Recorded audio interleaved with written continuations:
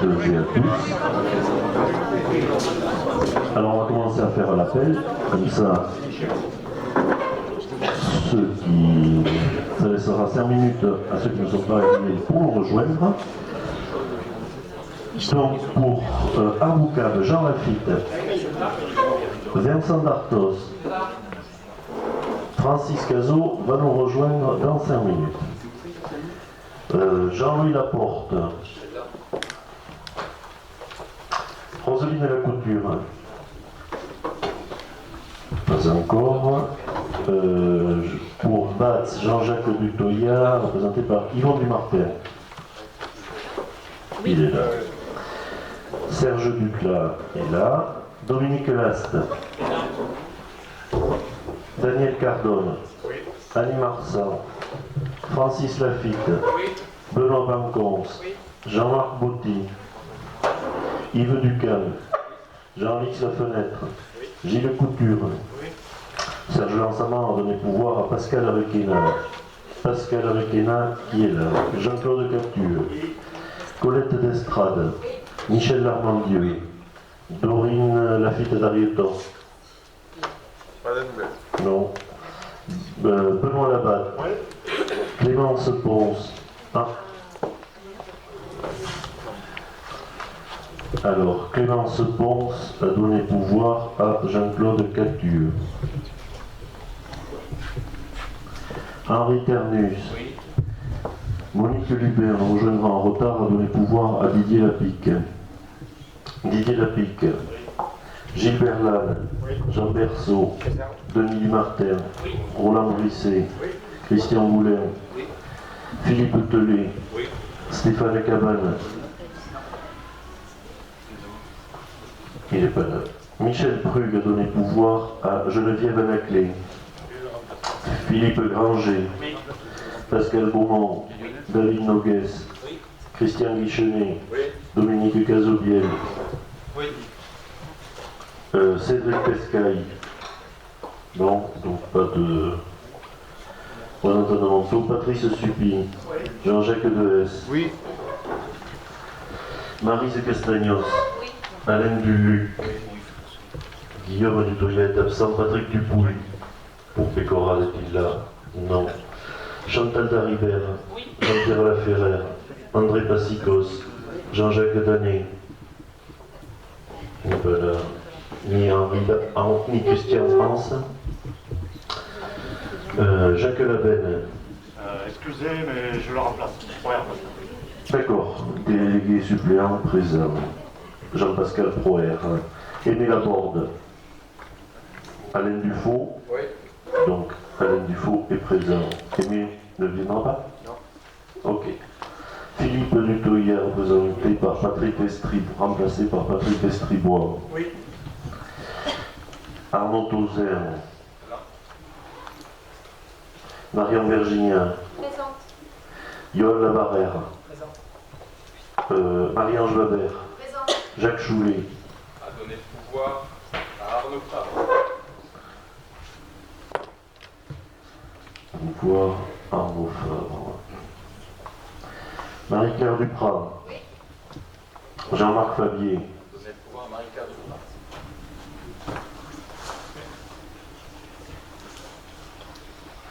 Elisabeth Brett. Donner pouvoir à moi-même.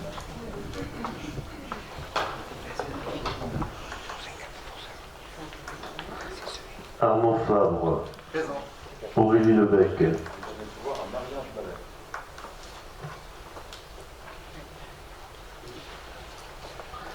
Olivier Martinez. Présent. Marjorie Fautus a donné pouvoir à Olivier Martinez. Jean Irigoyen. Oui. Frédéric Lespio. Oui. Didier Dupouille. Présent. Didier Dufour. Présent. Geneviève Anaclé. Gilbert Dubic. Présent. Et Roland Dufour. Présent. Le quorum est à terme. Je laisse de suite la parole à Serge, qui nous a accueillis au pied levé. Bon, bonsoir à toutes et à tous. Oui, c'est un petit peu au pied levé qu'on vous a accueillis, mais c'est toujours avec grand plaisir qu'on vous accueille à Castelnau. On a toujours plaisir de recevoir les gens, surtout la nouvelle communauté commune. Bon, alors Castelnau, c'est pas un grand village. Castelnau, c'est 195 habitants. Et Castelnau, nous avons vu notre disparition des écoles il y a quelques années. Nous avons donc investi dans les écoles jaunes, ce qui nous a permis après d'avoir tous ces logements vides que nous avons restaurés. Alors, ce qui fait qu'aujourd'hui, à Castelnau, même sur les petits, nous en possédons quand même 7 logements communaux. Et ces 7 logements communaux ont eu quand même la particularité d'accueillir tous les jeunes du village qui, par la suite, ont construit à Castelnau. Ça a déjà été le bon point de l'opération. Alors, si on veut parler un petit peu de l'évolution de Castelnau, c'est vrai que par rapport à l'urbanisme, c'est vrai que nous avons fait notre PLUI. Moi, le premier, je croyais beaucoup à l'évolution de Castelnau. Mais c'est vrai que je pense à vous le dire, parce que certains d'entre vous pensent au nouveau PLUI, ils pensent s'agrandir peut-être énormément dans leur commune. Mais je vois que Castelnau a été une commune qui a été un peu sacrifiée. Il ne faut pas en peur les mots, parce que le contexte était comme ça. Hein.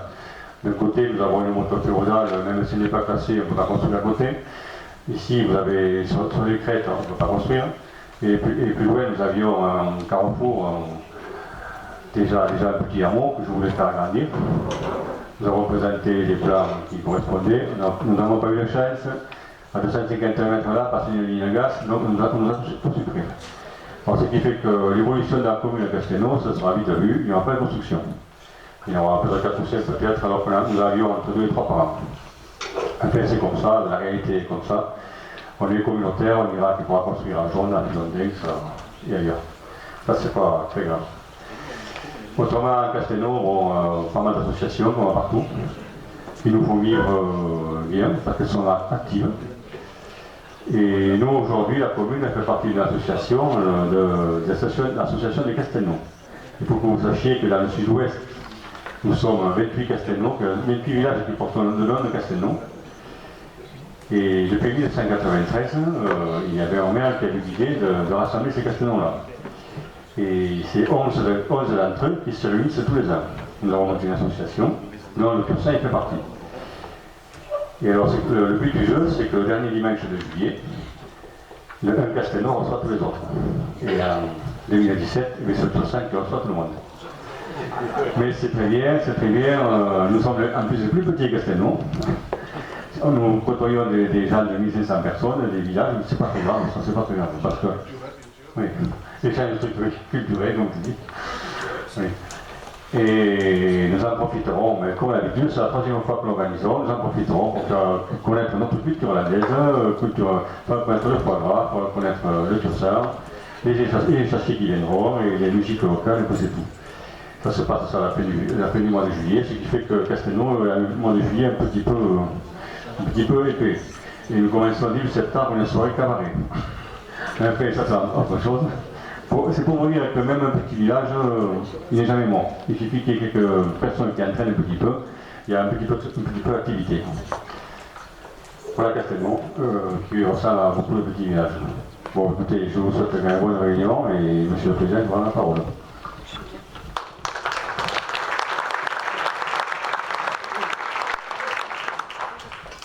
Merci Serge, et merci pour cet accueil. Juste un mot d'explication, donc on devait le faire à Rabat, et notre collègue Jean-Jacques Dutoya n'étant pas encore en forme olympique, on a décalé, et donc on ira le voir en septembre, mais je l'ai eu hier au téléphone, il va très bien, donc il reprendra du poil de la bête rapidement. Voilà pour l'entrée en matière. Donc concernant l'ordre du jour d'aujourd'hui, et avant de démarrer l'ordre du jour, je voudrais vous demander l'autorisation de rajouter une 34e délibération concernant un point RH et un renouvellement d'un contrat CAE sur le centre de loisirs d'Agenmont. Alors là pour l'instant la question est-ce que vous m'autorisez à rajouter cette 34e délibération que l'on regardera en fin de séance. Pas d'opposition à ce que l'on rajoute ce point. Je vous en remercie. Donc, concernant l'ordre du jour tel qu'il vous avait été adressé, le premier point c'est il nous faut désigner un secrétaire de séance. Traditionnellement, donc Serge étant partant, personne n'y voit d'inconvénient. Donc Serge sera secrétaire de séance. Le PV de la dernière séance, qui remonte à je ne sais plus quelle date, qui vous a été adressé, est-ce qu'il appelle des commentaires de votre part ou des remarques? S'il n'en appelle pas, est-ce qu'il y a des oppositions à son adoption ou des abstentions? Donc il est adopté à l'unanimité. Je vous en remercie. Le premier point qui est à l'ordre du jour ce soir est donc la répartition du FPIC. On en avait déjà longuement parlé, on l'a préparé en bureau. Donc le modèle de répartition qui vous a été adressé et que l'on a déjà regardé lors du bureau à Bamako, bureau avec l'ensemble des maires, reprend, je vous en fais un résumé. Pour l'essentiel, ce qui avait été proposé lors du DOB, c'est-à-dire pour la part communale, une attribution de 8 € par habitant pour l'ensemble des communes, sauf pour les communes du Tursan, où c'est réévalué à 18,16 € et 4 communes sur lesquelles on applique le droit commun qui aurait pu s'appliquer pour ces communes-là. Tout simplement parce que finalement, le montant global étant légèrement supérieur à l'estimatif qui nous avait permis d'établir la proposition au mois de février, on peut effectivement refaire ça. Pourquoi les communes du Tursan? Parce qu'elles étaient bénéficiaires avant et donc pour restituer et prendre en compte aussi l'histoire antérieure au 1er janvier, puisqu'il y en avait qu'une. Voilà sur le pourquoi, le comment, bon, vous avez eu la présentation. Donc est-ce qu'il y a des prises de position, des commentaires des uns ou des autres, ou des besoins d'explications supplémentaires éventuellement, avant de le mettre au vote? Donc, pour mémoire, cette proposition appelle une unanimité des votants, parce que la loi prévoit qu'on déroge au-delà de 20% de la règle de droit commun, donc ça nécessite une unanimité. Et à défaut, on tombera sur le droit commun. Est-ce qu'il y a des commentaires, des précisions à apporter des uns ou des autres? Non. Donc je mets au voie la proposition de répartition telle qu'elle vous a été transmise. Est-ce qu'il y a des abstentions? Est-ce qu'il y a des oppositions?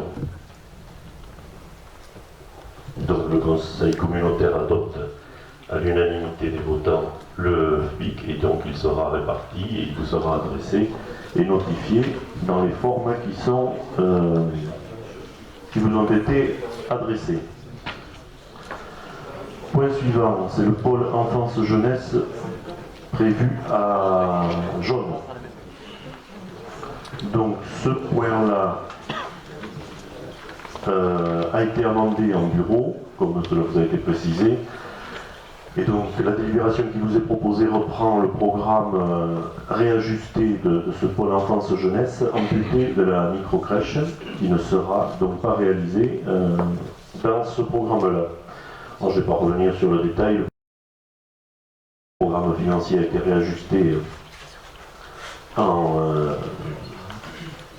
avec la réduction de ce volet. Est-ce qu'il y a là aussi des questions, des besoins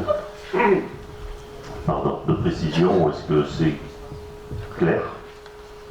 En tout cas, c'est conforme à ce que nous nous étions dit en bureau qui a préparé cette assemblée. Oui.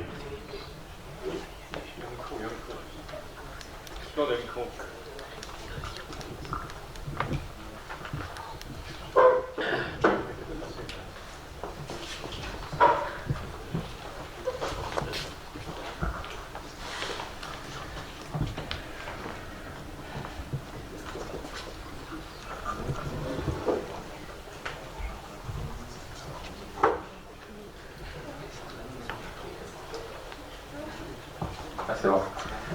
Juste une question, je me souviens très bien du débat qu'on a eu pour savoir s'il fallait une micro-crèche ou pas dans le Tursan. Et en bureau, il avait été, c'est ce que j'en ai retenu, l'idée qu'on restait sur un système sans micro-crèche et avec plutôt des maisons d'assistantes maternelles, et même peut-être vocation à peut-être se déployer.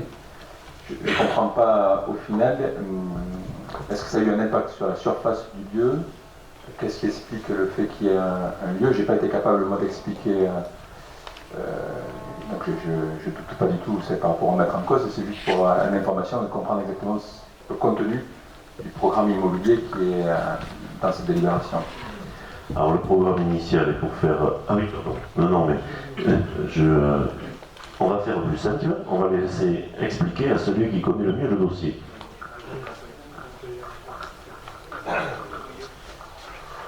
Oui, donc tout le monde a vu le compte rendu de la réunion du bureau énergie, hein. Donc on va pas revenir sur la genèse de l'histoire. Donc effectivement, il y aura donc un centre loisir, plus un RAM, centre maternelle, et un lieu d'accueil par enfant. Donc effectivement, la superficie totale va diminuer. Voilà, donc c'est tout.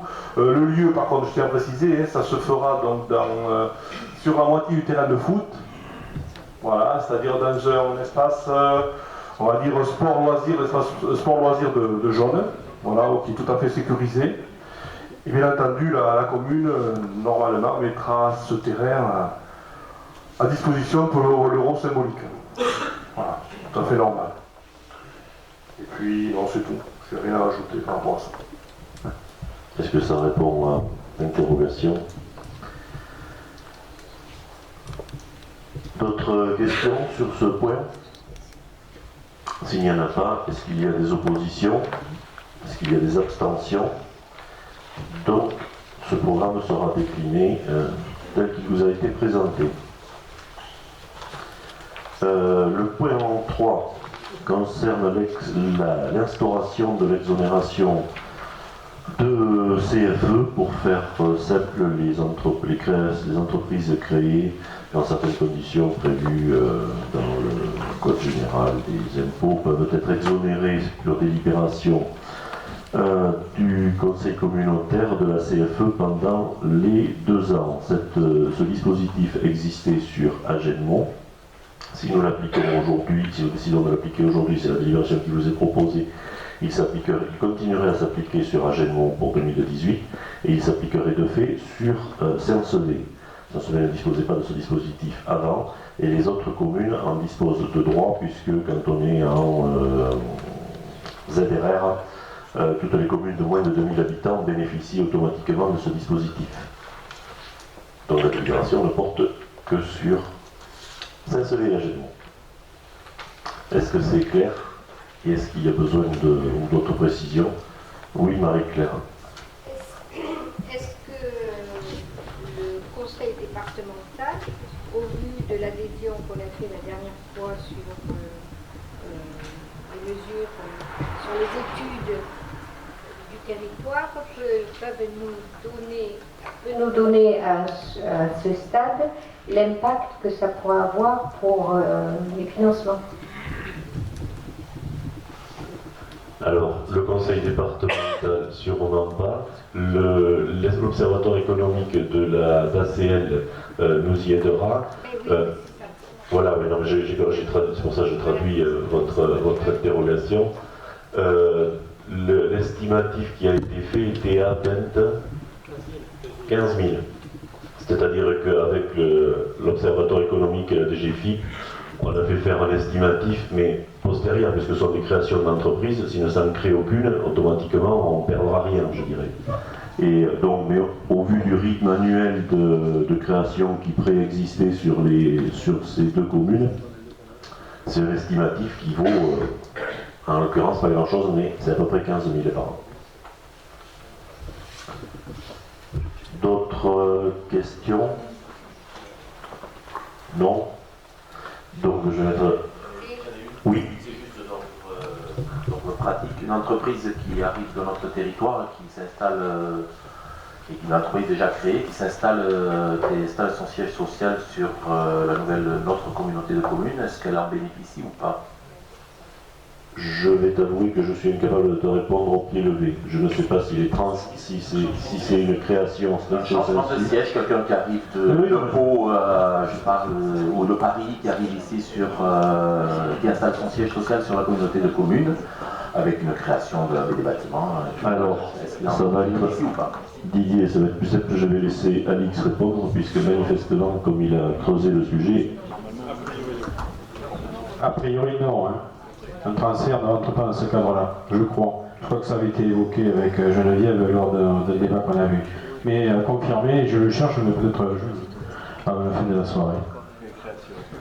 Dans ce cadre-là, il faudra quand même demander au service et à TGCOP d'informer correctement les gens qui viennent, parce que la dernière fois, et ça n'a pas été repris dans le compte-rendu, mais moi j'avais eu sur Saint-Sevé des gens à qui on avait dit qu'ils seraient exonérés, et qu'au final ils ne l'ont pas été, et qui ont été quand même en difficulté, compte tenu que les entreprises n'étaient pas florissantes. En l'occurrence, à partir de maintenant, ce sera clair, puisque tout le monde le saura, quel que soit le lieu d'installation. D'autres questions? Non? Donc, des oppositions? Des abstentions? Donc, ce sera validé pour 2018. La création de la CII. Oui, ce sera effectif pour l'année fiscale 2018. C'est ça que je voulais dire, si je ne me suis pas forcément bien exprimé. Le point suivant, la création de la CIID. Est-ce que la liste des candidats vous avait été transmise telle qu'on l'avait arrêtée en bureau? Vous l'avez reçue avec les pièces jointes? Je ne me rappelle plus.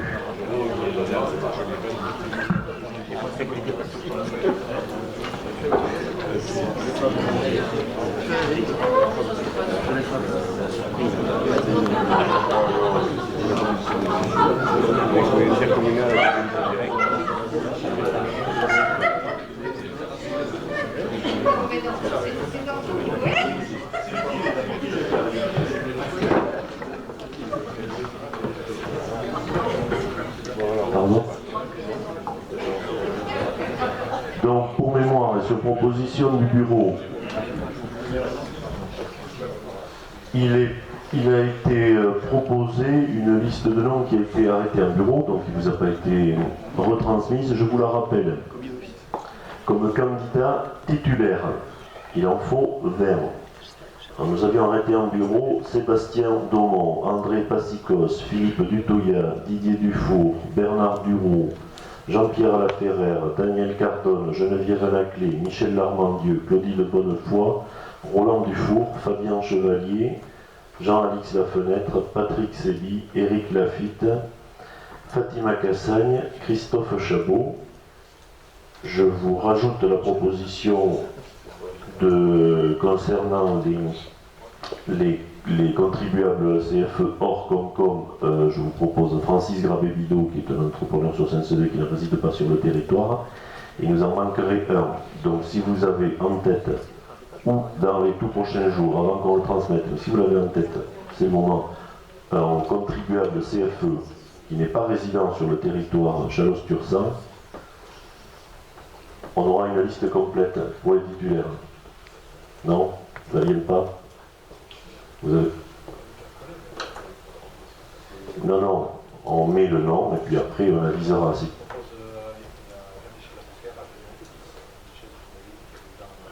Très bien. Alors, Dominique Cazolier me propose d'inscrire dans la liste des candidats Jean-Michel Labrouquer, qui tient un garage sur Agenmont, qui est dans de la CFE sur le territoire et qui est résident de Doisy. Et accessoirement président du HDC.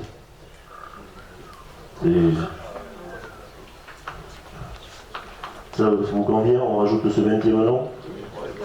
Oui, mais c'est à lui qu'il faut demander.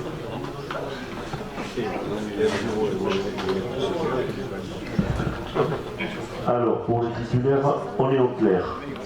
Pour les suppléants, proposition de suppléants, Pascal Beaumont, Laurent Monturon, Claude Boisseau-Deschois, Roseline Lacouture, Jean-Jacques Tanet, Roland Brisset, Gilles Berlane, Gilles Couture, Aimé Laporte, Patrick Estribois, Alain Duluc, Serge Duclas, Jean-Éric Goyen, Francis Cazot, Philippe Tellet, Benoît Bancorse, Jean Lafitte, Yves Ducam, et là c'est deux qui nous en manquent, avec les mêmes conditions. Contribuable CFE, or. Donc, On ne va pas y passer demi-heure. Je vous demande d'y réfléchir dès demain. Si les deux premiers qui nous transmettront non, on les rajoutera à la délibération avant de l'envoyer. Je vous propose de faire comme ça. On ne va pas passer la soirée à chercher de noms manquants. Moi, j'ai pas d'autre proposition à vous faire spontanément. C'est comme ça?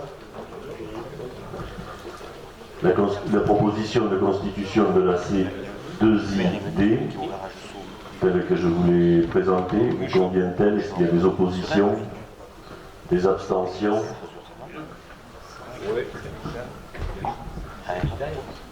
Point suivant, en matière de développement économique, je vais laisser la parole à Alix qui veut présenter ces différents points.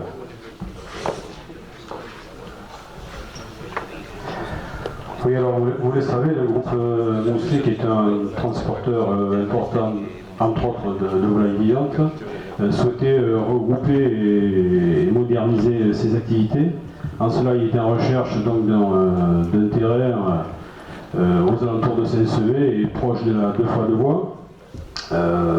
Une solution a pu être envisagée.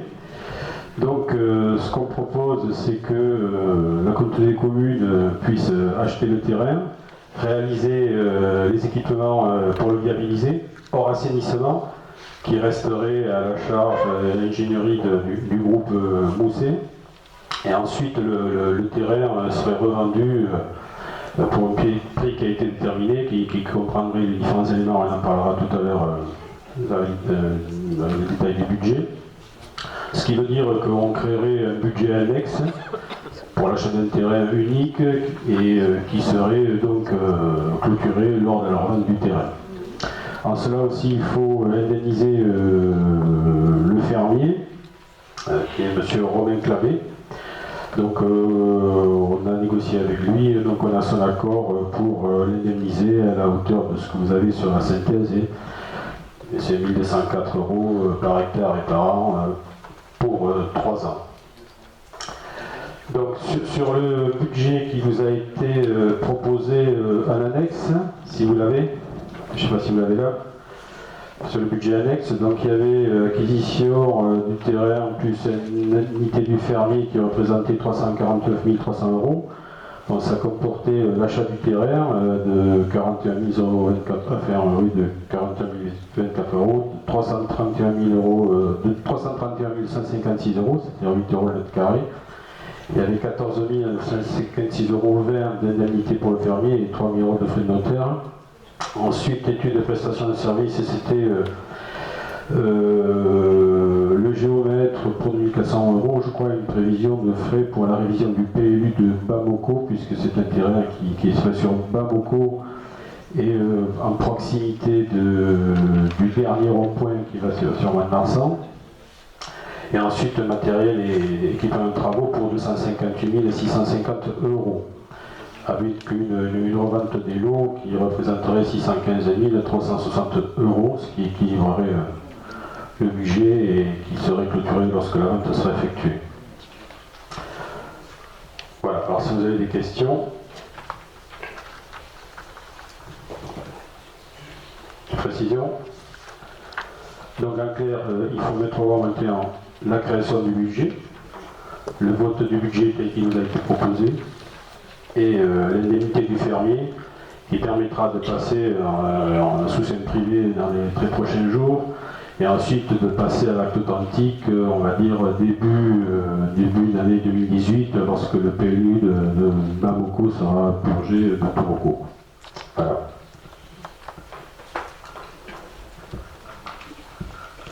Donc successivement sur ces 3 délibérations, création du budget annexe, des oppositions, des abstentions, l'adoption du budget annexe tel que vous l'a décrit Alix et tel qu'il vous a été adressé. Est-ce qu'il y a des oppositions, des abstentions, adopter l'unanimité, et donc l'indemnisation du fermier telle que vous a été décrite? Est-ce qu'il y a des oppositions, des abstentions? Je vous en remercie. Le point suivant, Tu le commentes, Alix, aussi? Donc le 19 avril 2017, on a adopté un règlement en faveur de l'investissement des entreprises. Donc c'est le premier dossier qu'on a traité sur l'auberge du compte à Agenmo, entreprise individuelle d'évoque Christophe. Donc il y a un montant de dépenses éligibles qui est à hauteur de 40 574 €. Donc nous, on est en capacité de subventionner les 20% hors taxes éligibles, donc ce qui fait 8 114,98 €. Voilà, donc si vous êtes d'accord, et lorsque nous avons fourni toutes les factures, on les versera cette subvention. Voilà. Mais il y a une décision du conseil communautaire à adopter.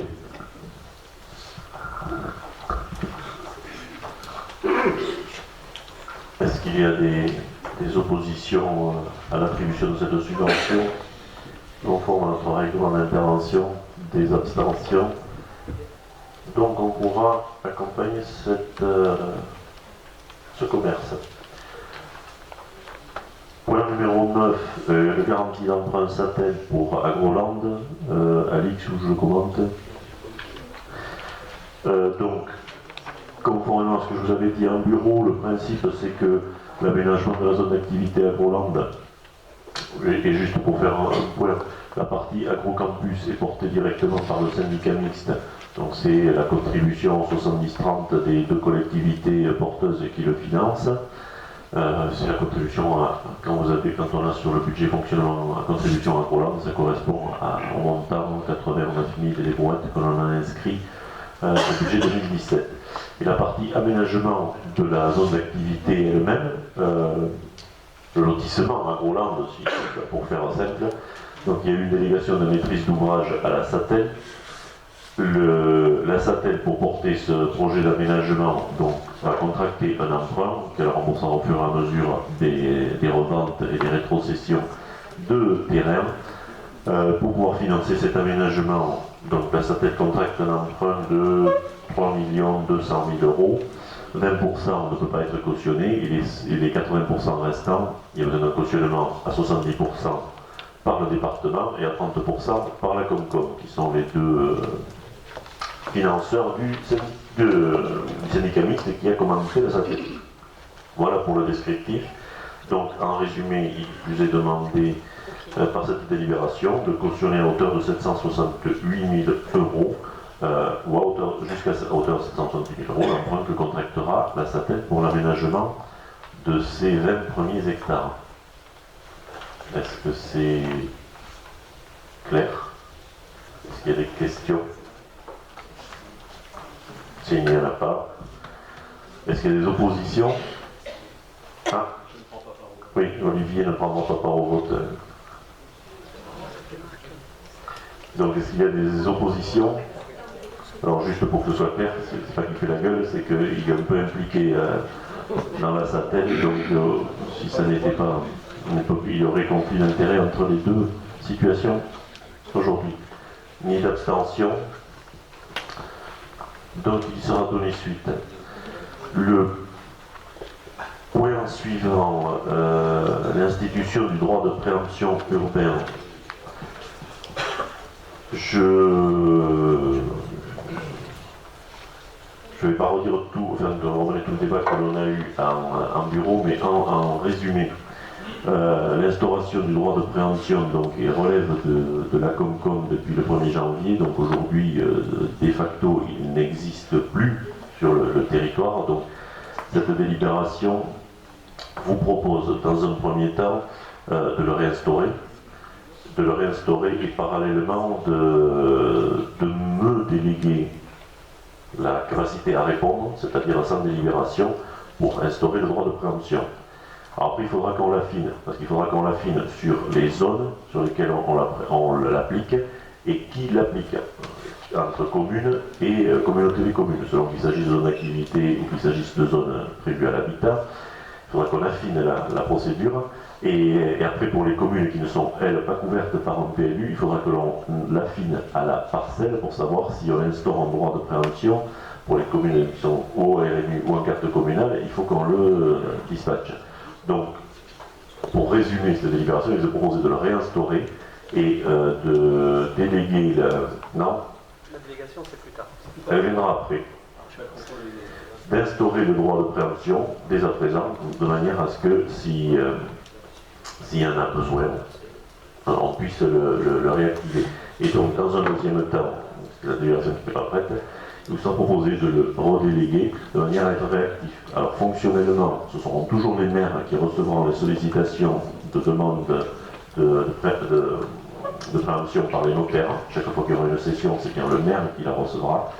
Et simplement, il faut que ça remonte à la Comcom. Et tant qu'il n'y a pas de délégation, il faut une délibération de la Comcom pour valider cette droit de préemption. Donc, pour faire plus simple, les mairies le recevront, ça pourrait être transmis à la Comcom. Et si vous allez être d'accord dans la prochaine délibération, par délégation, je pourrais faire valoir le droit de préemption pour la Comcom ou pour la commune. Et ultérieurement, on définira, on précisera les règles dans lesquelles on se répartit le droit de préemption et on l'instaurera sur les zones sur les communes ouvertes par le PLU.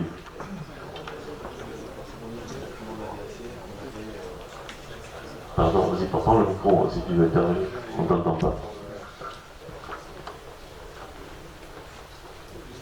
Oui, juste un détail, Marcel, puisque dans le cadre de la commission d'aménagement du territoire, on avait fait venir la DSCL et ils nous avaient fait un PowerPoint très explicite pour vraiment présenter de manière très pédagogique les modalités de mise en œuvre et qui faisait quoi dans le cadre à tous les stades de la procédure.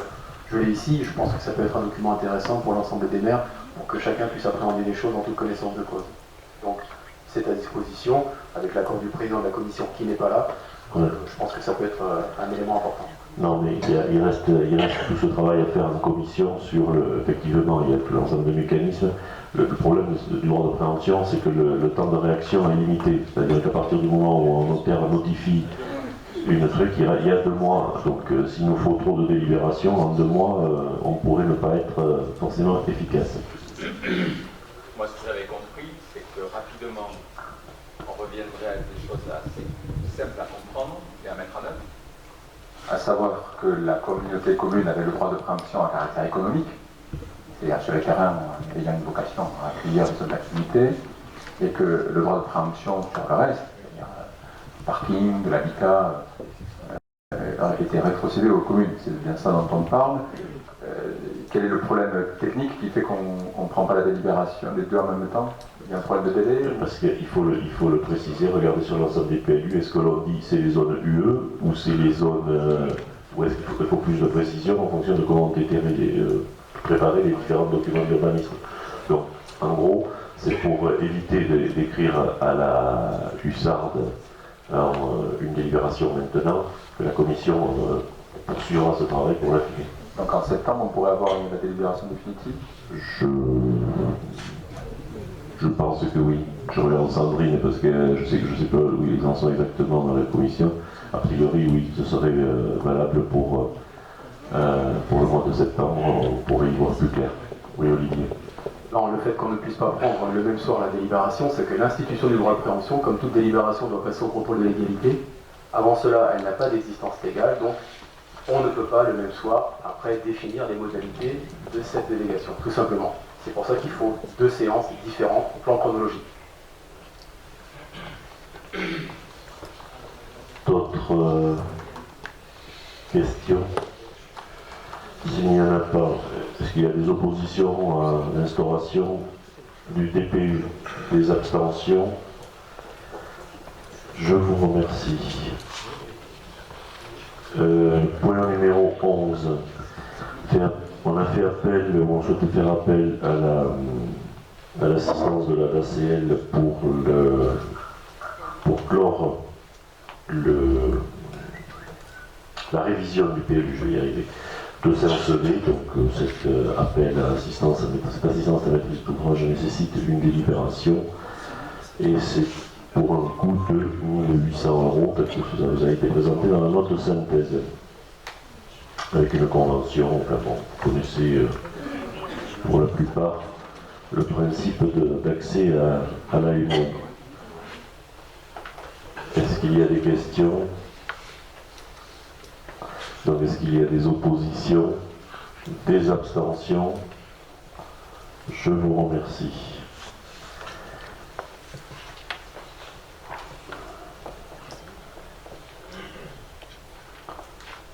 Donc, le point numéro 12, c'est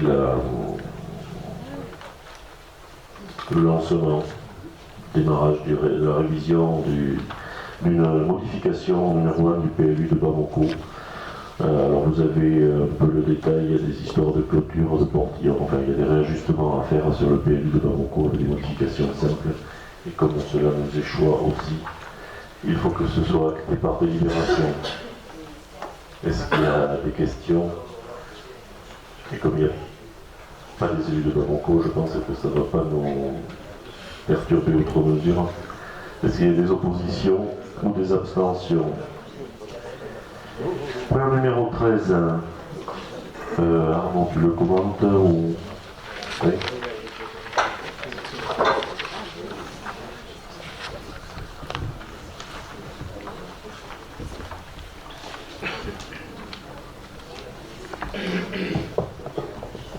L'ex-Tursan est doté d'un plan local de l'habitat intégré à son PLUI. Le Cap de Gascogne, un plan local de l'habitat qui a un an de date en vigueur. On a obtenu de la DDTM la possibilité de faire un PLH pour l'ex-HCU qui s'intégrerait dans un chapeau où on harmoniserait les conclusions de sur ce territoire-là avec ce qui a déjà été fait sur les deux autres. De façon à éviter à payer deux fois des études qui ont déjà été faites et qui viennent juste d'être adaptées. Je rappelle juste, donc c'est ce qui vous est proposé là-dedans. À la fois, bien sûr que le nouveau PLH sera Château-sur-Sang, mais le zoom de l'étude, donc les frais d'études seront zoomés sur ex-HCU. Pourquoi on fait un PLH? C'est pour que le plus vite possible, le territoire d'ex-HCU puisse bénéficier d'aide à la rénovation de l'habitat au titre de l'OPH. Et l'État exige au préalable qu'il y ait un plan local qui définisse notamment les progressions de population par commune. Et c'est autant d'éléments qui s'intégreront dans le PADD du PLUI. Donc c'est aussi une manière de préparer le plan d'urbanisme intercommunal de Château-sur-Sang. Donc il faut une délibération pour que derrière on puisse lancer le marché. L'idée serait de recruter quelqu'un au mois de septembre et d'essayer d'avoir un PLH finalisé pour dans un an. On verra dans un deuxième temps, c'est ce qui a été vu à la commission Habitat de la semaine dernière. Peut-être qu'il y aura une préétude opératoire au PH qui pourra s'enclencher avant la fin du PLH, de façon à ce qu'Agenmo puisse peut-être en 2019 bénéficier d'aide à la rénovation de l'habitat. Quand je dis Agenmo, c'est ex-HCU bien sûr. Des questions?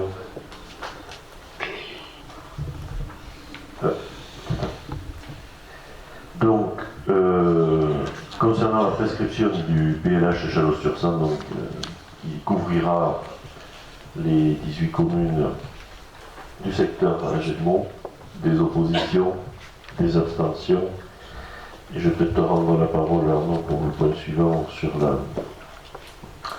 les subventions au PH ex-Cap de Gascogne. Il découle de l'OPH, de l'ex-Cap de Gascogne, deux types de priorités. Le traitement de la vacance, principalement sur la ville de Saint-Sevé et son cœur de ville ancien, mais également, et là ça concerne l'ensemble des communes, des aides à la modernisation de logements pour les propriétaires occupants, sur deux aspects. Le premier, les économies d'énergie, isoler les plafonds, mettre tout le vitrage, et mettre en conformité les habitations par rapport au vieillissement et à la perte d'autonomie. Donc c'est tout ce qui concerne l'accessibilité au premier étage, la rénovation des salles de bain.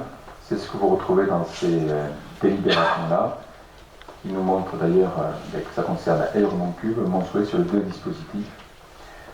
L'occasion pour moi également de rappeler que l'OPH du Tursan va commencer puisqu'on a attribué le marché la semaine dernière, et que la première réunion de travail a lieu demain, et que donc il y aura une étude qui permettra d'identifier est-ce que c'est les mêmes priorités qui seront mises en œuvre sur le Tursan, et on espère que pour début 2018 il puisse débuter des aides de même type sur les territoires de l'ex-Tursan. Concernant l'attribution de ces subventions, et d'autres remarques? Est-ce qu'il y a des oppositions Des abstentions? Je vous en remercie. Les points suivants concernent donc le développement touristique. Je vais laisser la parole à Pascal pour nous résumer l'instauration de la taxe de séjour dans un premier lieu et différents points qui ont trait au tourisme. Oui, alors, j'ai quelqu'un à côté de moi qui m'a dit résumé, bon, donc on va faire un résumé. Bon, surtout qu'on a vu la taxe de séjour en bureau élargi. Voilà, la taxe de séjour est un outil important. Alors certes, au travers de la collecte de ce que l'on peut en retirer, il y a aussi l'outil qui nous permet de vraiment savoir comment évolue notre tourisme. Parce que je vous rappelle, le touriste étant quelqu'un qui passe une unité sur place. C'est-à-dire qu'après, ceux qui viennent pour un événement, pour quelque chose qui est événementiel, c'est de l'excursion et non pas du tourisme. Voilà, donc pour nous, il est très important de savoir comment et combien nous avons de touristes réellement, tout en sachant que cette taxe de séjour, elle a été estimée, bien sûr c'est de l'estimatif, on sera que sur le réel, une fois qu'on aura passé une année, aux alentours de 20 000 euros, 23 000 euros. Voilà.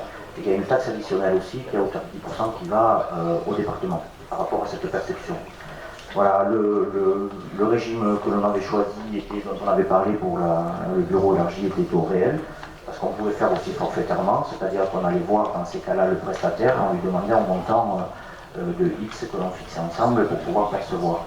Il est plus juste d'aller au réel, parce qu'on sait exactement qui est venu, combien, voilà, et en plus, cette taxe-là ne pénalise pas le prestataire, parce que c'est le touriste qui paie cette taxe-là, je vous le rappelle. Et encore une fois, on l'a calculé sur un territoire qui semble au nôtre, c'est les Landes d'Armagnac, après avoir regardé comment on faisait les autres territoires, parce que je crois que 75% du territoire est couvert par la taxe de séjour. Voilà. Et un autre avantage qu'on verra un petit peu plus tard, c'est qu'effectivement, on en avait besoin également pour l'appel à projet, pour les subventions qui suivent et dont je vais vous parler. Voilà.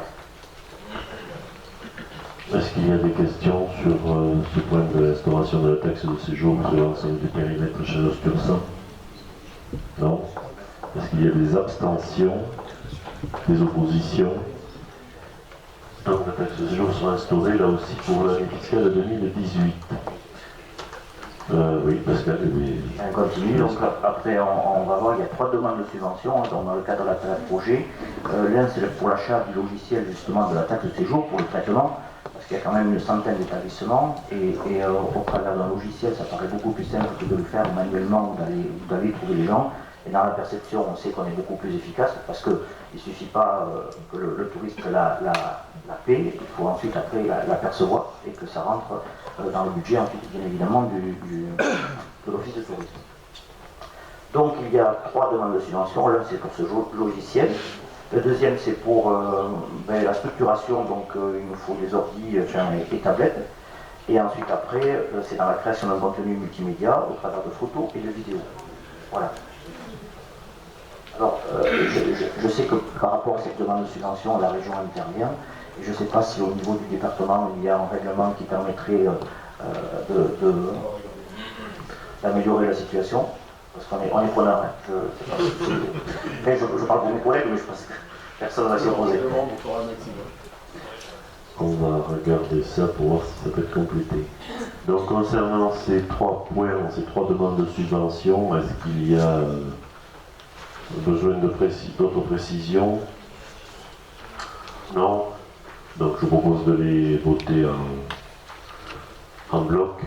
Est-ce qu'il y a des oppositions, des abstentions? Je vous remercie. Et je rends la parole à Pascal pour le point suivant. Voilà, qui termine avec la convention de partenariat entre l'Office du tourisme et la mairie de Saint-Evé pour l'organisation de visites guidées payantes au musée des Jacobins. Voilà, donc le musée une inauguration la semaine dernière, au demeurant, franchement, beau musée, quelque chose de fort sympathique et que je vous encourage à aller voir, parce que comme ça, il sera plus facile d'en parler. Mais franchement, c'est une belle réalisation. Alors, vous avez vu les tarifs, hein, on fait 50-50 et par rapport à ça, et, voilà, je ne sais pas s'il y a des questions par rapport à la convention. Des questions? Non? Alors, est-ce qu'il y a des abstentions ou des oppositions? Donc, on signera la convention en suivant. Je vous remercie. Merci Pascal. Le point suivant, donc c'est le rapport annuel sur le prix et la qualité des services des traitements des déchets du SICTOM. Alors il faut qu'on le vote, qu'on se prononce tous, même si ça ne concerne que nos amis de Kona, Oris, Bamako et Omoko. Donc je ne vais pas me hasarder à commenter le RPQS du SICTOM séance tenante. Si parmi les 4 élus, il y en a qui veulent apporter un commentaire particulier à ce rapport. Non? Il est déjà assez long. Oui. Le coût à l'habitant et le personnel qui est mis en œuvre, comme ce rapport d'une année de service. Très bien. Donc s'il n'y a pas de commentaire particulier, je vais mettre au vote ce RPQS. Est-ce qu'il y a des abstentions ou des oppositions? Je vous remercie. Le point 21, c'est un correctif sur la délibération par laquelle on a désigné les membres élus du CIAS, des conseillers communautaires. La notion de vote à bulletin secret n'y figurait pas. Il faut qu'on reprenne une délibération, on ne change pas les noms, c'est les mêmes, et on corrige. Comme ça, on aura une délibération avec la bonne estampille. Est-ce qu'il y a des abstentions ou des oppositions à ce correctif? Le point suivant, donc c'est une proposition d'extension des délégations que vous m'aviez accordées, et on en avait exclu le domaine RH, la possibilité de mettre en place des conventions de mise à disposition de personnel. Alors je propose de le rajouter parce qu'à l'usage, on se rend compte que entre le CIAS et la communauté des communes, c'est pas pour prêter du personnel à l'extérieur pour en récupérer. Éventuellement, ça pourrait se faire, cette convention. Si vous l'adoptez, m'y autoriserez.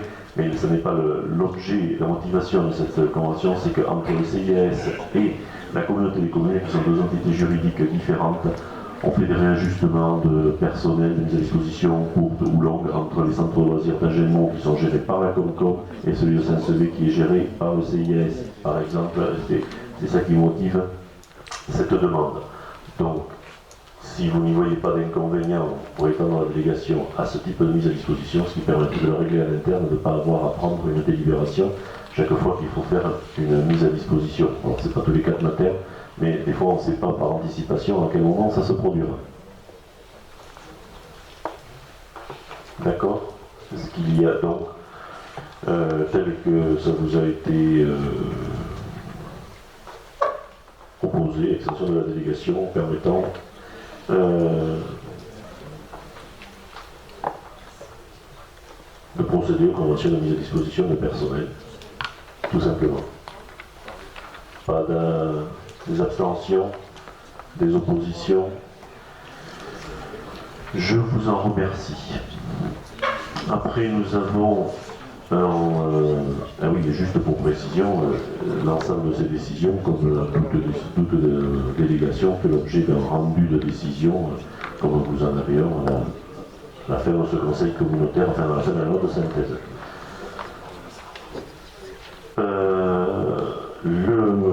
Les points suivants, il y a divers points RH.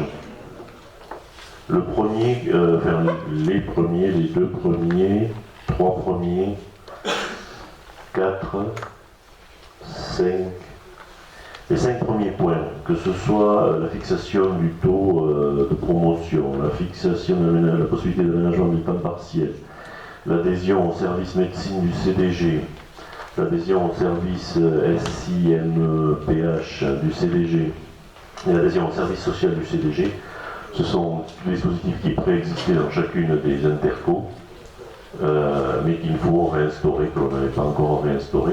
Donc il faut remettre en place le taux de promotion. Alors, il n'est pas de 100% à chaque fois, mais une délibération autorise sur la totalité.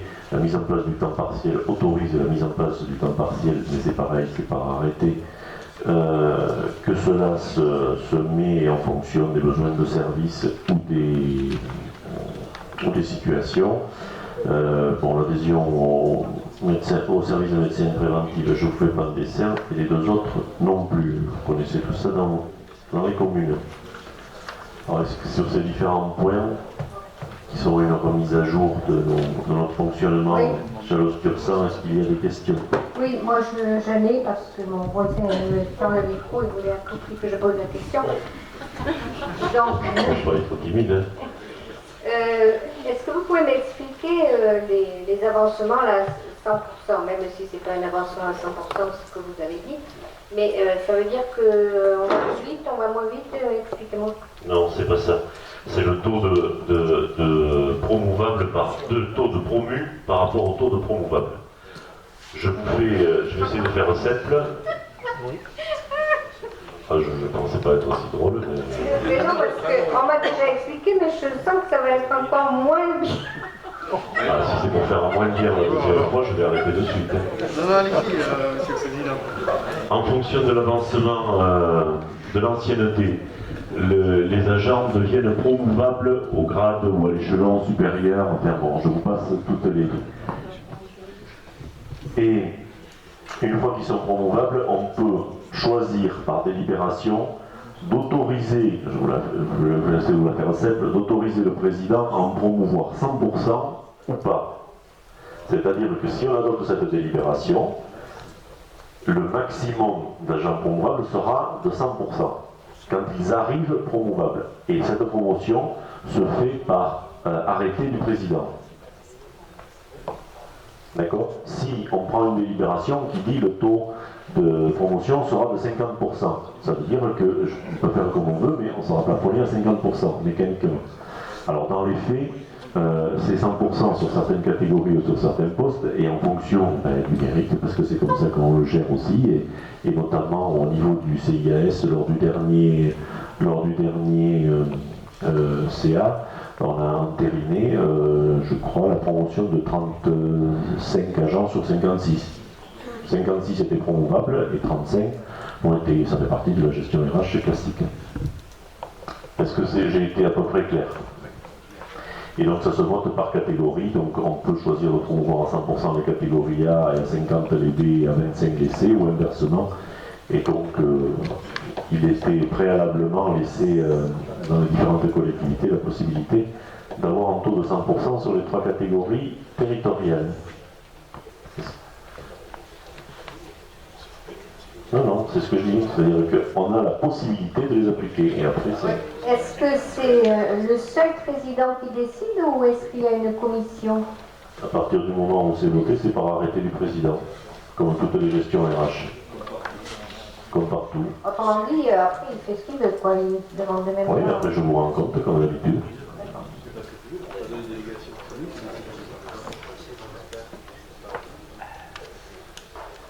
D'autres questions?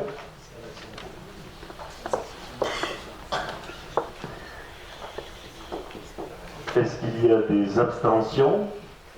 Est-ce qu'il y a des oppositions?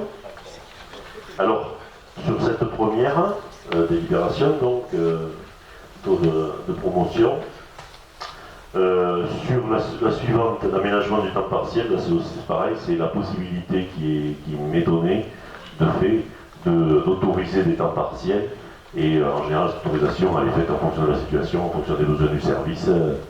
Bon, ça se gère après au cas par cas. Mais pour pouvoir mettre en place ces temps partiels, il faut une délibération qui l'autorise au préalablement. Est-ce qu'il y a d'autres questions? Est-ce qu'il y a des abstentions? Est-ce qu'il y a des oppositions? Je vous en remercie. Donc les 3 points suivants sont l'adhésion, je propose de faire un package à 3 services du CDG, dont le service médecine préventive, le service social et le service d'insertion et de maintien dans l'emploi des personnes handicapées, auxquels on adhérait chacun individuellement. Il faut remettre en place avec l'intitulé Chalos Cursan, si du moins vous en êtes d'accord. Est-ce qu'il y a des questions? Non. Est-ce qu'il y a des abstentions? Est-ce qu'il y a des oppositions? Non. Point suivant, modification des tableaux des effectifs. Donc, ce sont des évolutions de carrière pour les agents qui sont justement promouvables. Pour certains postes, on n'a pas les postes, pour certains, on n'a pas les postes adéquats. Donc, il vous est proposé diverses créations, diverses transformations de postes qui permettront justement l'évolution de carrière de différents agents. Donc c'est un correctif au tableau des effectifs. Est-ce qu'il y a des questions? Et la conséquence en matière budgétaire? 7005, année pleine. Voilà, si l'ensemble de ces postes sont ouverts et l'ensemble des gens qui y ont droit sont promus, 7500 €. Je n'avais pas en tête. D'autres questions? Quels sont les employés promus? Je vous en fournirai la liste si vous voulez. J'aime autant pas qu'on étale leur carrière en séance publique. 2. Non, je ne tiens pas à diffuser les noms. Après, comme ce sont nos agents, ça ne pose pas de problème parce que les élus, au contraire, ne sont informés, mais je ne te donnerai pas les noms en séance publique. D'accord? D'autres questions? Est-ce qu'il y a des abstentions sur ce point? Est-ce qu'il y a des oppositions? Je vous en remercie.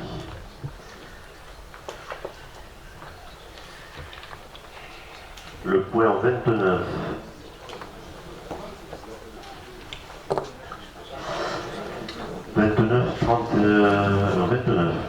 Donc, il vous est proposé de créer un poste d'attaché territorial suite à la réussite à l'examen, au concours d'attaché territorial d'un agent qui est contractuel aujourd'hui et dont les services nous semblent tout à fait satisfaisants. Donc voilà. Est-ce que vous voyez une opposition à ce que l'on... Oui. Combien ça coûte?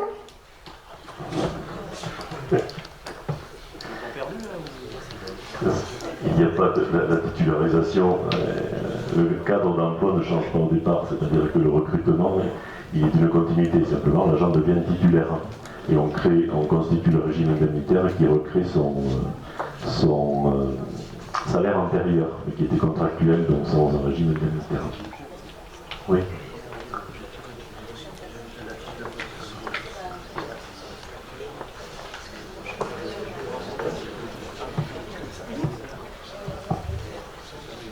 Moi, je félicite le fait que l'agent ait réussi son concours. Hein. Et je ne remets pas en cause les compétences, mais je me pose une question. Dans mon esprit, une communauté de communes, ça a aussi vocation à essayer de faire des économies d'échelle. Et là où on avait tous les postes en triplon, de se poser la question si on ne peut pas faire en sorte que la fonction soit remplie par 2 à la place de 3.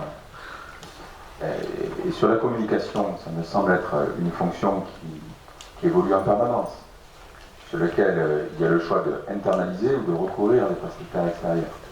En créant un poste de gestionnaire de la fonction publique, on fige pour toujours le fait que ce coût est internalisé. S'il y a bien une des fonctions dans les temps difficiles qui sont les nôtres, lesquelles on peut aussi réfléchir à essayer de faire des économies d'échelle, c'est celui de la communication.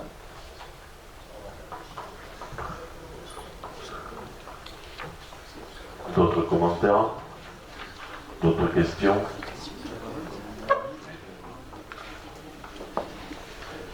Est-ce qu'il y a des abstentions? Oui? J'ai juste une question. Oui.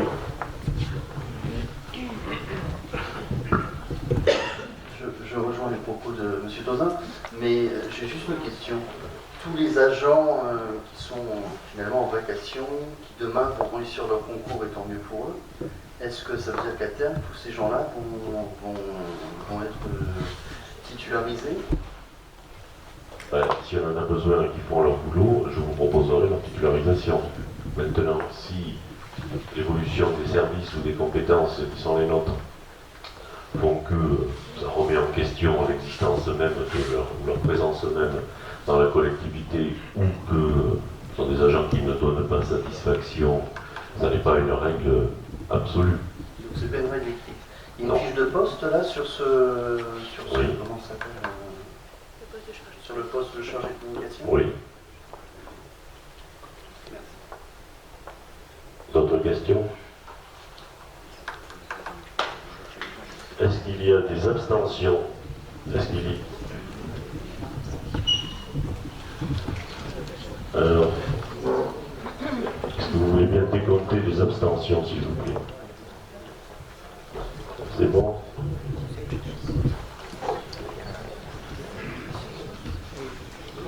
Merci de tenir compte des pouvoirs. Est-ce qu'il y a des oppositions? Je vous remercie. Les délibérations 30 et 31 c'est un dispositif similaire, sauf que là, il vous est proposé non pas une titularisation, puisqu'il n'y a pas de réussite à un concours quelconque, mais une CDIsation pour des agents qui ont fait 6 ans sous contrat à durée déterminée. Donc là aussi, vous est proposé de pérenniser ou de stabiliser leur situation sans qu'ils entrent dans la fonction publique territoriale. Est-ce qu'il y a des questions?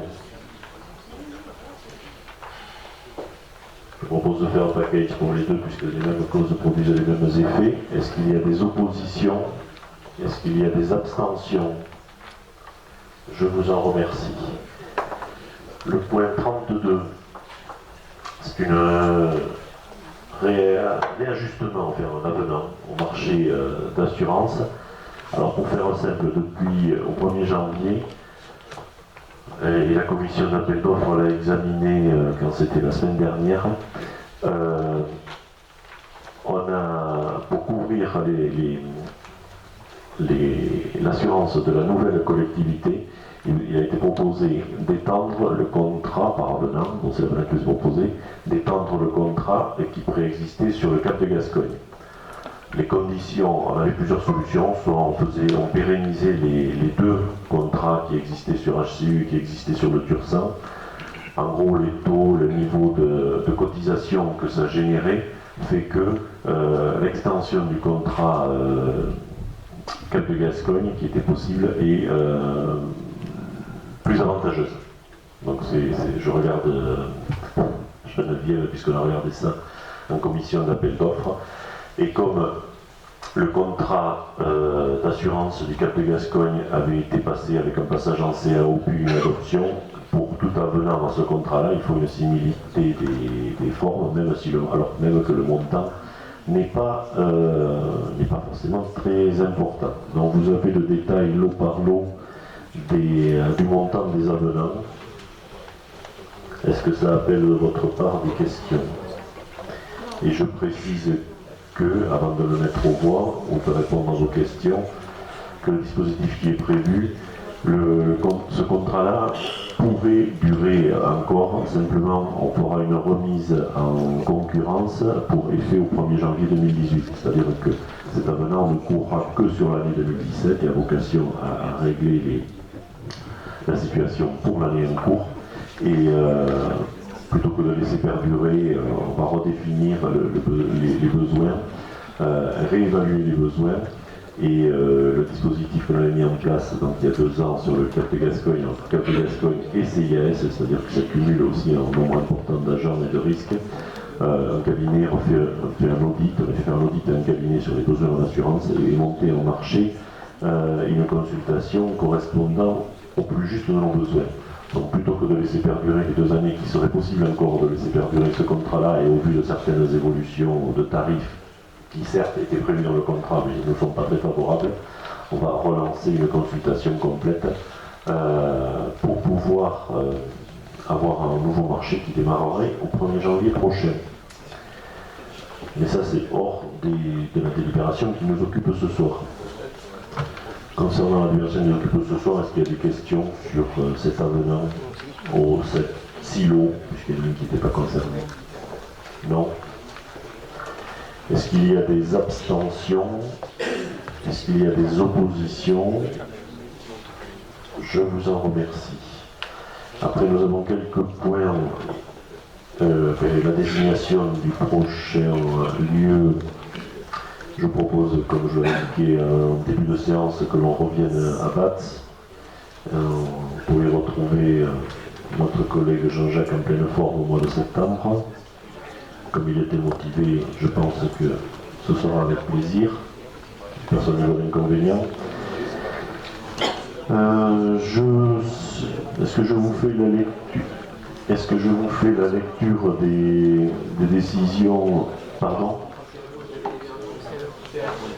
Oui, non, j'y pense. J'en ai d'autres, j'ai des questions diverses aussi pour vous. Le compte rendu des décisions, est-ce qu'il est utile que je vous les énumère ou vous les avez sous les yeux? Est-ce qu'il y en a qui appellent commentaires ou qui posent ou qui appellent des questions? Non?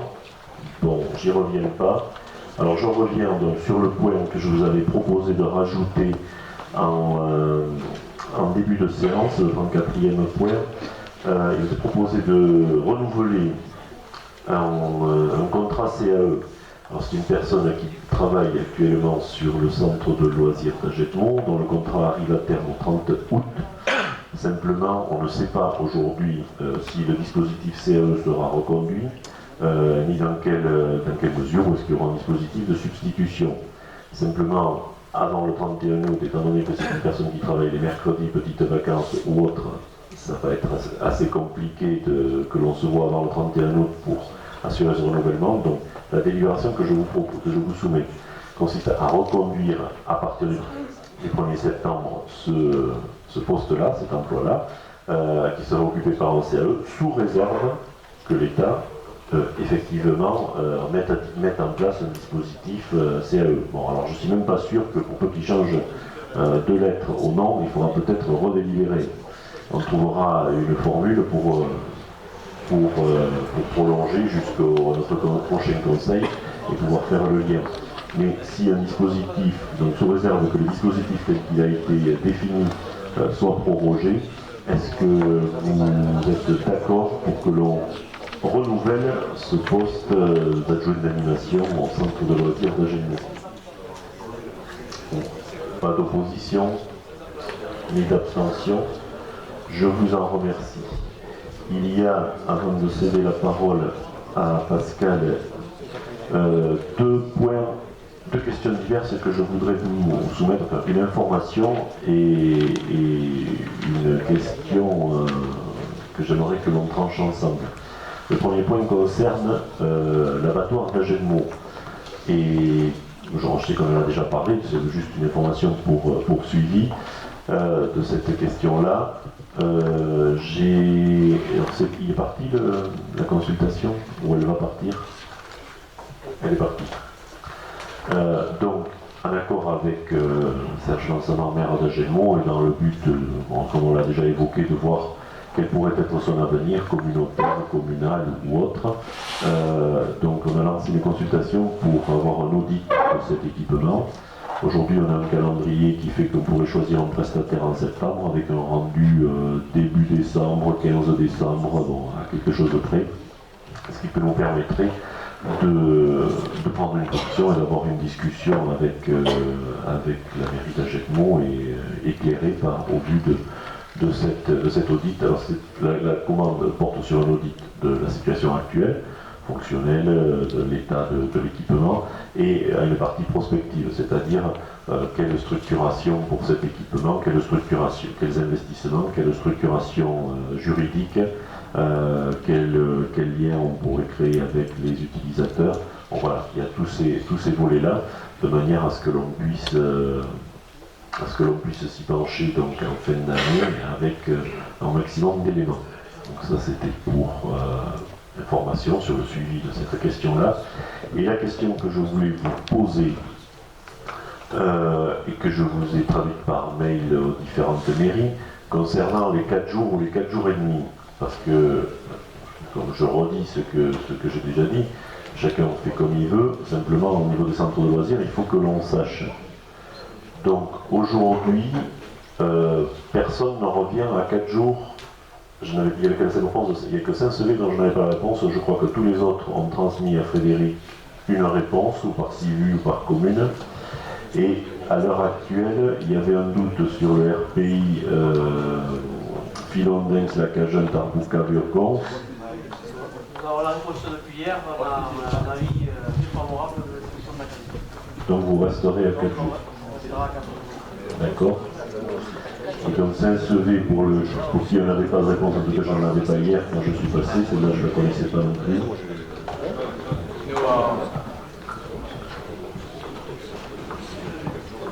Ça a pris un peu de temps parce qu'on voulait rencontrer les associations de parents d'élèves et les corps enseignants. Donc on ne passera pas à 4 jours à la rentrée 2017. Par contre, on va profiter de l'année pour engager une réflexion sur une préparation d'un passage à 4 jours qui semble souhaité par tous unanimement, y compris le corps enseignant au niveau de la maternelle. Et ça pose question d'avoir une maternelle à 4 jours et le reste à 5 jours. Donc on va essayer de réfléchir à comment garder le meilleur des plans d'activité périscolaire dans l'accueil périscolaire. Et probablement qu'on sera dans cette manière à passer 4 jours à la rentrée 2018. D'ici là, peut-être qu'on saura aussi les conséquences financières de l'État, est-ce qu'il garde les aides, est-ce qu'il les enlève. Aujourd'hui, on est dans le flou. Je comprends bien les incertitudes qu'on a les uns ou les autres, mais je pensais qu'il était aussi nécessaire que l'on sache pour la communauté des communes et pour le service enfance-jeunesse comment est-ce qu'on fonctionne. Question subsidiaire par rapport à ce point-là. J'ai été sollicité à plusieurs reprises par l'école privée de Saint-Sevé, l'école Sainte-Thérèse, qui eux sont toujours restés à 4 jours, pour qu'il y ait une ouverture le mercredi matin pour les enfants qui le souhaitent.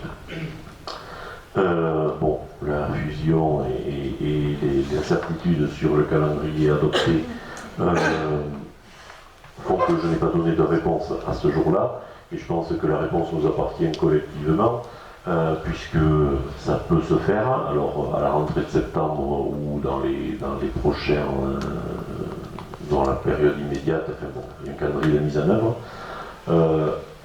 Aujourd'hui, on avait sollicité un estimatif du nombre d'enfants. Alors, dans un premier temps, il aurait été d'une quinzaine, avec potentiellement 50 utilisateurs. Alors, on n'a pas de chiffre précis puisqu'il n'y a pas de recensement, d'inscription effective. Le coût estimatif de cette ouverture alors, est difficile à faire puisqu'on a une totale imprécision et qu'en fonction de si on est 8 ou si on est 12, le taux d'encadrement, enfin je ne vous fais pas un topo, il est forcément variable. Bon, il faut compter à peu près 10 000 € sur une année pleine, s'il y en a 50 ou 40, je ne sais pas trop. Bon. Peu importe la donnée, la question c'est est-ce que l'on accède à cette demande, est-ce que l'on ouvre et dès cette année avoir une réflexion globale par anticipation que l'on permet l'accès à ces enfants-là ou pas, puisque c'est une décision qui aura aussi un impact budgétaire. Je pense qu'il est préférable que je vous pose la question. La parole est à vous. Puisqu'il y a un impact budgétaire, je propose que ce soit au moins évoqué en commission des finances. Nous balayons l'ensemble de nos compétences. Nous modifions éventuellement les conditions d'ouverture d'un centre de loisirs. Il y a un impact financier. La plus élémentaire des choses, c'est que la commission des finances soit saisie du dossier et qu'après, dans le cadre d'un conseil communautaire, on puisse décider par un vote ce que l'on fait ou pas. C'est au président de le dire, ça, non? La commission des finances, je te dis, est-ce que tu veux une analyse plus fine de l'impact? On n'aura pas, alors je l'entends et c'est tout à fait pertinent, simplement on n'aura pas avant inscription un nombre d'enfants. Donc je veux dire, l'impact il est intimement lié au nombre d'inscrits qu'il y a en fin in fine. Et aujourd'hui, quand on avait demandé un estimatif, il y en avait une douzaine qui a priori seraient spontanément intéressés, potentiellement 50, Donc, j'entends ce que tu dis, et simplement, je crains que même si on s'accorde 15 jours ou un mois de plus, tant qu'on n'a pas des inscriptions fermes et définitives, on ne saura pas. Et avant d'avoir des inscriptions fermes et définitives, il faut bien qu'on dise aux gens, oui, on ouvre le service, est-ce que vous inscrivez ou pas? Donc, oui, tu as raison, fondamentalement, pour mesurer l'impact, il faudrait simplement qu'on ne l'aura pas de façon beaucoup plus précise que ce que j'ai pu vous donner actuellement. Pardon, j'ai juste une question, ça se passait comment l'année dernière? Ça se passait que le centre de loisirs est fermé le mercredi matin. D'accord. Et donc ils se sont, je ne sais pas comment ils ont fait, ils nous l'avaient demandé, la demande a émergé à la rentrée de 2016. Et on fait un cours d'année avec les fusions, et on avait d'autres chats à fouetter. Donc je leur ai demandé de décaler à la rentrée 2017 pour que l'on puisse fournir une réponse. Simplement là, maintenant, c'est le bouleversement des calendriers que l'on a évoqué, on ne savait pas, puisque la question aurait pu ne pas se poser. Si tout le monde était repassé à 4 jours et demi, la question ne se posait plus. Donc voilà, elle reste posée, puisque nous restons tous à 4 jours. Nous restons tous à 4 jours et demi, alors que si nous étions tous revenus, excusez-moi, vous avez traduit, vous avez inversé le sens de mes propos. Oui, moi j'ai une question.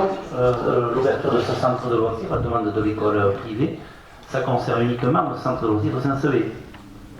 Oui, oui. Et par contre, donc, ça veut dire que sur l'école de Saint-Sevé, c'est que des enfants de l'ex-Cap de Gascogne, parce que prenons l'exemple, si demain on a un enfant par exemple de Sainte-Colombe qui demande à rentrer au centre de loisirs et il dit mais s'il demande d'avoir l'ouverture du centre de loisirs d'Agenmont, est-ce que ça pose pas un problème?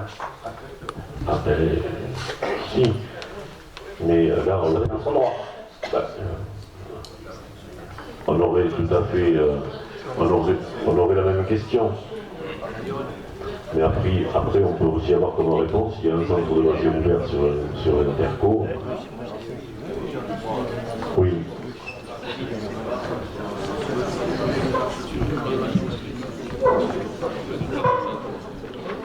Moi, pour avoir compris la demande et avoir été sollicité par le passé, je pense que ça concernera effectivement 10-15 élèves. Parce qu'il y a déjà des parents qui ont des solutions familiales. Par contre, il ne faut pas négliger qu'il y a des familles pour lesquelles il n'y a pas de solution familiale et pour lesquelles c'est pas évident de trouver une nounou pour une matinée, une semaine. Et donc, moi, dans mon sens, dans mon esprit, bien entendu, sa vocation à concerner tous les enfants de Chalosse-sur-Sambre. Puisque quelqu'un qui habite à Gémeaux ou Sainte-Colombe est capable de faire le trajet le lundi, le mardi, le jeudi, le vendredi pour emmener ses enfants à l'école Saint-Thérèse, peut très bien les déposer au centre de loisirs. Alors après, il peut rentrer aussi en compte la participation des familles. Puisque là, ce serait une ouverture exceptionnelle dans l'équilibre financier. Dans tous les cas, moi, je pense qu'il serait utile d'y réfléchir. On n'a pas créé les centres de loisirs pour rien. On a créé parce qu'à un moment, on avait commencé à cohabiter et on accueillait des populations qui venaient de l'extérieur. Et donc, on a des familles pour qui la garde est une difficulté. Donc, je crois que ce serait un plus. Est-ce que si pour 12 enfants ou 10 enfants, ça coûterait 50 000, je ne sais pas. Non, je sais pas bien. J'ai jamais dit 50 000. Et entre 10 et 15 000 pour 50 enfants. C'est ça l'estimation. Oui, Olivier. Alors sur la forme, déjà, je trouve très cavalier qu'en question diverse, on aborde ce genre de sujet. C'est une incidence financière pour la collectivité. Je pense qu'à minima, il faut une délibération inscrite à l'ordre du jour du conseil communautaire, et je le répète, avec au préalable une réunion de la commission des finances. C'est ce que je propose. Et j'estime que c'est dans l'ordre naturel des choses, ça me paraît tout à fait cadré juridiquement. Ensuite, on vient de l'avouer, finalement ce n'est pas si bordé que ça au plan financier, tu l'as confirmé Marcel, on ne sait pas si on aura plus ou moins d'enfants. Je vous rappelle qu'avant 6 ans l'école n'est pas obligatoire, c'est-à-dire qu'on peut avoir un effet d'aubaine avec des parents qui disent « moi mon enfant, même si on reste à 4 jours et demi à l'école maternelle, eh bien le mercredi matin, je l'amènerai à 10 h au centre de loisirs. On ne sait pas si on va ouvrir la porte à un afflux massif ou non d'enfants de maternelle, en plus de ceux de l'école privée Sainte-Thérèse. Je pense qu'il faut vraiment être prudent en la matière. 12 000 €, je rappelle qu'il y a eu des discussions très vives au niveau du FPIC pour des montants moindres pour des petites communes. Je pense que la moindre des choses, c'est de respecter aussi certains qui ont fait des efforts au niveau du FPIC. Alors c'est vrai que c'est pas beaucoup pour certains, 2 ou 3 000 €. Et là, on est en train de passer à l'as en questions diverses des montants autrement plus importants pour ces communes rurales qui, elles, ont fait l'effort au niveau du FPIC. Donc je pense que ce dossier ne mérite pas d'être traité par-dessus la jambe en questions diverses en fin de conseil communautaire un 12 juillet. Non mais attends, à partir du moment où même si c'est une question diverse, justement c'est pas traité par-dessus la jambe par une commission, par Tampion ou Luchemol ou issu d'une décision, je pense que recueillir l'avis d'un conseil communautaire est loin d'être justement une décision prise à la légère. Maintenant, si votre proposition aux uns aux autres, c'est de me dire la commission enfance-jeunesse, puisque moi je verrais que ce sera plutôt cette commission-là qui statue sur l'organisation générale des services enfance-jeunesse, doit statuer et on délibérera sur le principe d'ouverture avec une proposition plus claire. Moi j'entends cette proposition-là. Simplement, je me voyais mal décider seul dans mon coin, même en recueillant l'avis de Gilles, ou notifier une fin de non-recevoir définitive à cette demande, ou de l'approuver définitivement. Et qu'au contraire, le fait de le traiter même en questions diverses me semble justement un minimum de respect à l'Assemblée que nous sommes. On peut l'aborder et, à défaut de le trancher aujourd'hui, avoir un échange qui nous permet de aussi alimenter le travail de la commission ad hoc. Oui. Et pour le coup, puisque vous souhaitez faire une commission, il va peut-être falloir mener une réflexion plus générale, parce qu'en 2018, à la rentrée 2018, ce ne seront pas 12 élèves qui seront amenés, ou 12 ou 15 ou 20 ou 30 élèves qui seront amenés à fréquenter le centre de loisirs le mercredi, mais probablement bien plus. Donc il y aura aussi un impact budgétaire, mais je crois que nous avons des services publics et c'est pour qu'ils soient offerts et ouverts pour nos concitoyens. Oui, tout à fait d'accord. Bon, effectivement, quand on avait évoqué ce sujet, c'était dans le cadre du CIRS, je crois, alors à l'époque, effectivement, la loi imposait 4 jours et demi. Alors là, je trouvais que, à partir du moment où l'école privée avait fait le choix de rester à 4 jours, c'était à l'école privée de résoudre ce problème. Maintenant, le gouvernement dit vous avez le choix. Donc, effectivement, il faut faire avec. Parce qu'imaginons que de Sivu ou une commune avait choisi de passer à 4 jours à la rentrée, c'est pas le public, on aurait dû réagir. C'est pas le cas. Voilà, mais non, mais voilà. Donc, puisque le gouvernement a dit vous avez le choix, bon là, je suis d'accord pour. Non, il ne s'agit pas de le trancher maintenant.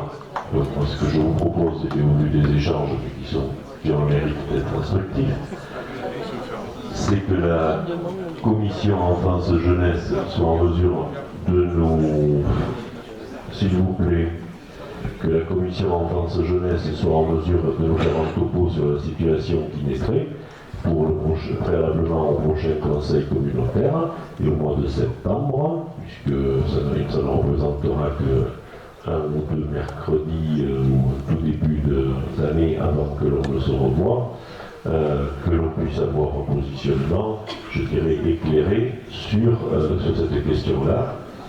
C'est une situation qui me convient très bien, mais aujourd'hui, je sais, si vous, du moins, vous êtes d'accord pour qu'on mène la démarche comme ça, que j'ai votre assentiment pour donner cette réponse-là à nos interlocuteurs. Parce qu'aujourd'hui, on sait au moins, et Jean me le disait, il ne le savait que depuis hier, que ça ne concernera pas d'autres enfants. Et c'est pour ça que j'ai sollicité cette question, pour que l'on puisse faire le point sur l'ensemble de notre périmètre. Marcel, oui. Le nombre de familles de Sainte-Thérèse, il est connu? Puisqu'il avait été demandé aux parents, il me semble, de Sainte-Thérèse de faire un questionnaire, de remplir. Oui. Donc le nombre de familles exactes qui ont besoin de cette aide-là. Alors je vais te donner la réponse. C'est plus d'une vingtaine? Oui, mais alors en termes de précision, c'est pas encore tout à fait ça. Déjà la réponse a été fournie le 18 novembre. Et alors c'est 17 dans un premier temps, 10 viendrait tout de suite, 23 un peu plus tard. Donc moi, c'est là que c'est compliqué, c'est pour ça que j'ai parlé de 17 qui viendrait immédiatement, 10 un peu plus tard, 23 un peu plus tard encore. Bon, je comprends la difficulté qu'il y avait à répondre spontanément pour tout le monde à la question, mais je n'ai pas plus de précision que ça, donc je n'ai pas essayé de vous dire que ça... Est-ce qu'il y avait une question qui concernait l'impossibilité matérielle de trouver un mode de garde le mercredi matin? Non. La question, je ne sais pas comment elle a été posée. La question était combien d'enfants sont potentiellement concernés, et de notre point de vue, c'était pouvoir fournir l'estimatif qu'on n'est toujours pas en mesure de fournir. Et elle était uniquement sur cette base-là, sur le nombre. Monique, oui. Qui c'est qui demandait la parole? Alors, après Marion, Monique et Lubin.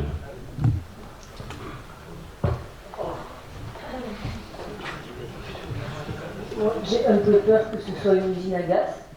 On a tous eu des expériences dans nos communes au moment de la mise en place de la semaine à 4 jours et demi où on s'est inquiété de ce qu'allaient faire les enfants, notamment le mercredi après-midi. On a fait des questionnaires, on a des parents qui nous ont dit qu'ils ne pouvaient pas assumer, qu'il fallait assumer le transport, tout ça, et au final, quand je parle pour ce que je connais, les services se sont arrêtés parce que les familles se sont débrouillées, il n'y a pas eu d'utilisateurs. Moi j'avoue, ce n'est pas une question d'école publique ou d'école privée, c'est pas le débat ce soir. Je me demande simplement pourquoi on n'attend pas de relancer cette option quand on aura un nombre conséquent, c'est-à-dire à partir de 2 ou 3, pas forcément la moitié, et d'écoles qui nous diront sur notre périmètre, on repasse à 4 jours. Je crains vraiment qu'on ouvre une usine à gaz. Ok. Donc on va regarder ça de plus près, et je vous propose de... Clairement, le taux d'encadrement pour les petits, c'est jusqu'à 12 de mémoire. Je crois qu'il faut essayer un minimum d'enfants, voilà. Très sincèrement, on ne peut pas dire que c'est une usine à gaz. On est en train de se dire, est-ce que nous, avec un agent, capacité d'accueil limitée à 10-12, les mercredis, et 36 mercredis dans l'année. Si ça, c'est une usine à gaz, chaque jour, nous, maires, on résout des choses qui sont beaucoup plus compliquées.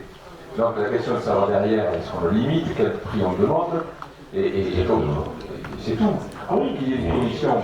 Mais j'entends un truc, il y a besoin de plus de précision, qui est concerné, qui ne l'est pas. Est-ce que c'est faisable d'ouvrir avec un seul agent? Je ne sais pas, il y a d'autres questions qu'il y a à régler. Donc, quand on aura l'ensemble de ces éléments, on se mettra en question.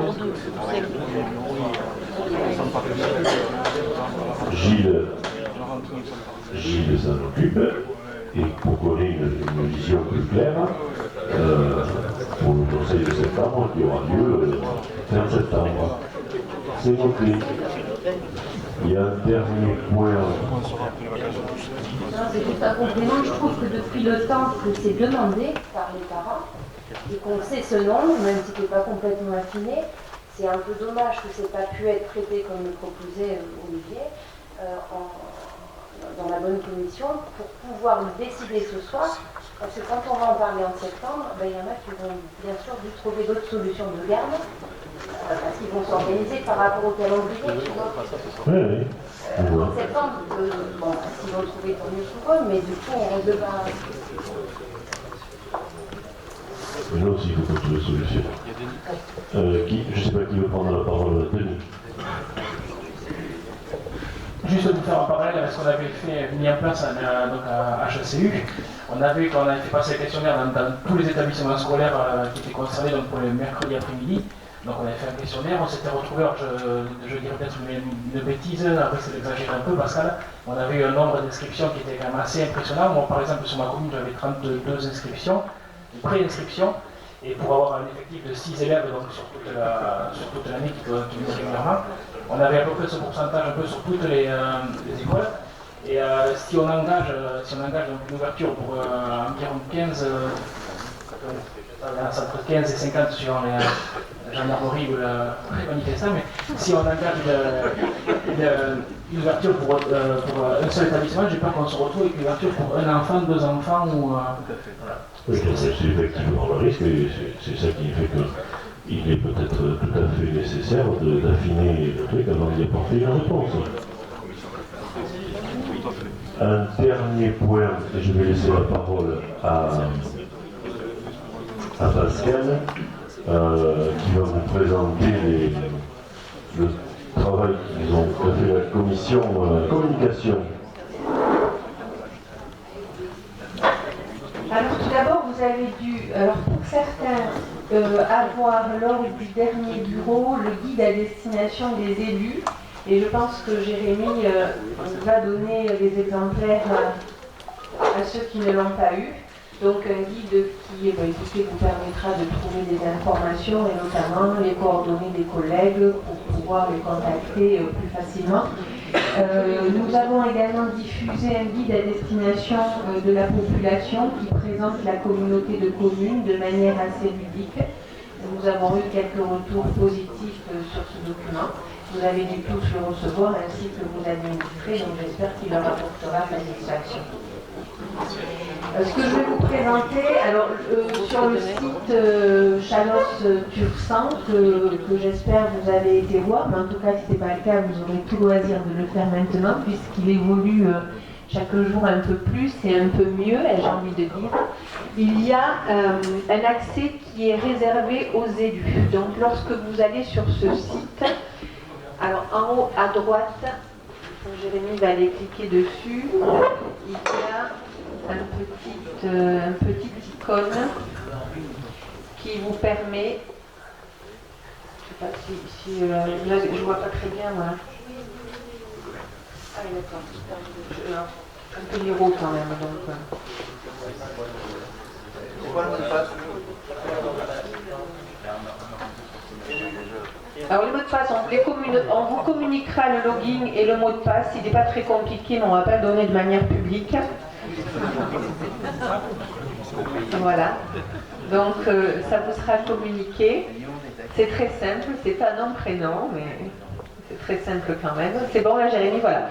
Donc lorsque vous avez été sur ce petit onglet, vous arrivez sur l'accès réservé aux élus, qui vous permettra de pouvoir visualiser les comptes rendus de réunion, il y a un guide pratique de la communauté, donc les comptes rendus de commission.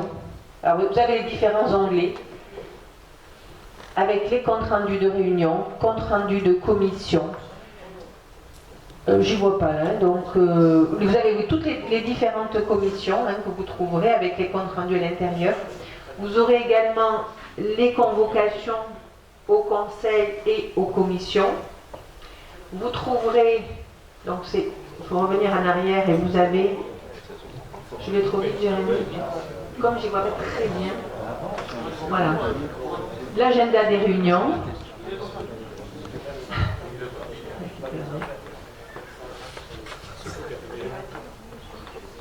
des informations, donc après en revenant encore en arrière, les informations sur la communauté et une revue de presse, voilà, avec des articles qui sont mis en ligne par le service communication. Donc je vous laisse le plaisir d'aller sur cet accès réservé. Regarder ou re-regarder le site parce qu'il évolue, et puis c'est aussi du coup l'occasion de saluer le travail qui est fait par Jérémy et par Sophie dans ce service communication. Alors ce qui vous est présenté, ce que vous avez reçu, mais également avec les commissions et en transversal, notamment avec Jean-Pierre Laferrère sur les diverses manifestations, Alix ou bien encore Pascal Beaumont. Voilà, je vous remercie.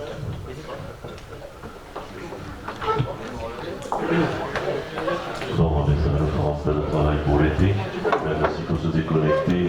Si vous voulez rester connecté pendant les vacances, vous en aurez tout loisir. Avant de nous quitter, je vais rendre la parole à Serge une nouvelle fois. Bon, écoutez, le conseil municipal a eu le plaisir de vous recevoir ce soir. Hein. Alors, écoutez, il aura le plaisir maintenant de nous offrir un petit verre de convivialité. Et je vous dis bon été et bonne soirée.